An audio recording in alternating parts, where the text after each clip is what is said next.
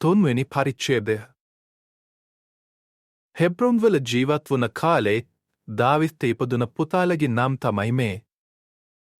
කුළුඳුල් පුතා අම්නොන්.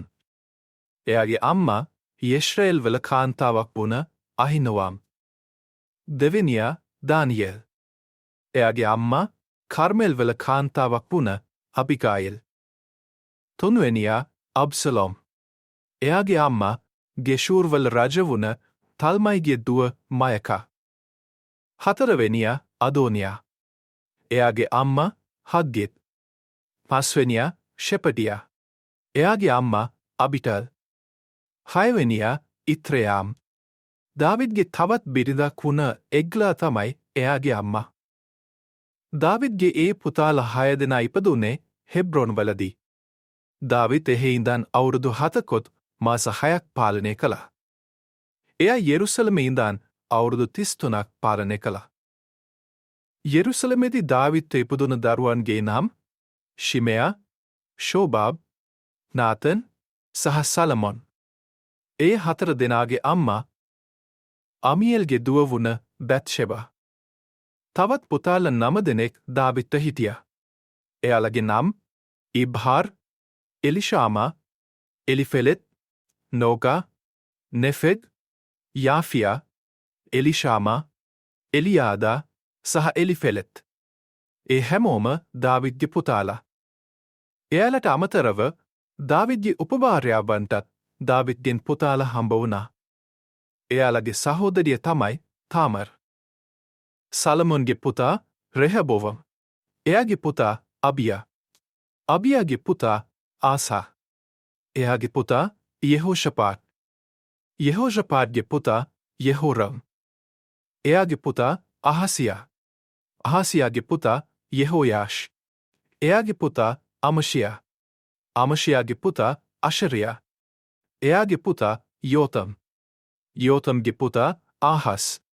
ආහස්ගේ පුතා හෙසකියා. එයාගේ පුතා මනස්සේ. මනස්සෙගේ පුතා ආමොන්. එයාගේ පුතා යොෂියා. යොෂියාගේ කොළුඳු පුතා යෝහානාන්. දෙවෙනියා යෙහෝයාකීම්. තුන්වෙනියා ෂෙදකියා. හතරවෙනියා ශල්ලුම්.